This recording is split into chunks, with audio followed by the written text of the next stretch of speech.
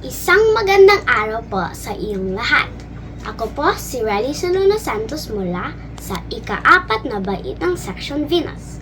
Ngayong araw, nais ko pong ikuwento sa inyo ang isang aklat na tumagos sa aking puso. Ipinaglihi sa Labanos, ang kwento ni Monica. Isang aklat na sinulat ni Luis P. Gatmaitan. Si Monica, 10 taong gulang, siya ay naiiba sa kanyang pamilya. Maputi ang kanyang balat. Hindi tulad ng kanyang nanay, tatay, ate at bunsong kapatid. Dahil dito, hindi siya nakaligtas sa tukso at biro ng iba. Ipinaglihi ka sa Labanos, sabi ang kanyang ina. Pilit pinagpagaan ang kanyang loob. Ang mga kapatid mo naman sa pasas, biro pa nito.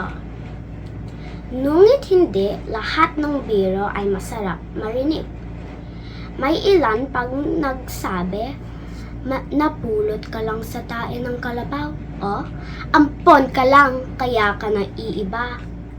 Madalas tinitiis na lamang ni Monica ang mga salitan iyon, pero sa loob-loob niya, nasasaktan siya. Isang araw, may mga bumisita sa kanilang bahay.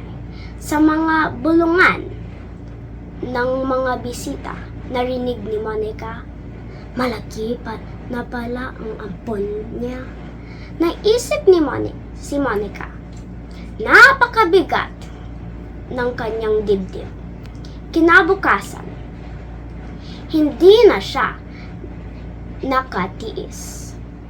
Lumapit siya sa kanyang ina. Inay, ako po ba'y tunay ninyong anak o ampon lang ako? Tahimik lamang ang kanyang ina.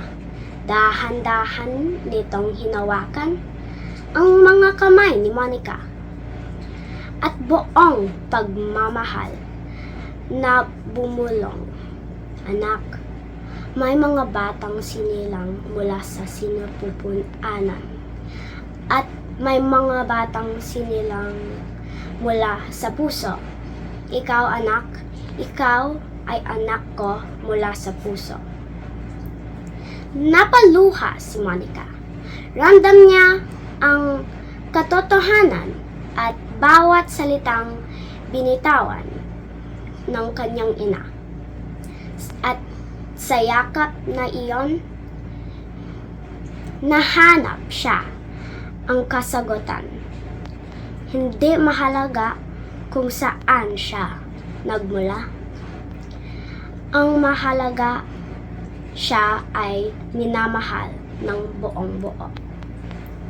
Lumipas man ang panahon, dala pa rin ni Monica ang mga tanong sa kanyang puso. Sino kaya ang aking tunay na magulang? Saan kaya sila? Bakit kaya nila ako pinaampon? Ngunit sa bawat pintig ang kanyang puso, naaalala niya ang pinakamahalagang bagay. Hindi dugo ang bumubuo ng pamilya. Pagmahal ang tunay, uugnay sa atin. Maraming salamat po.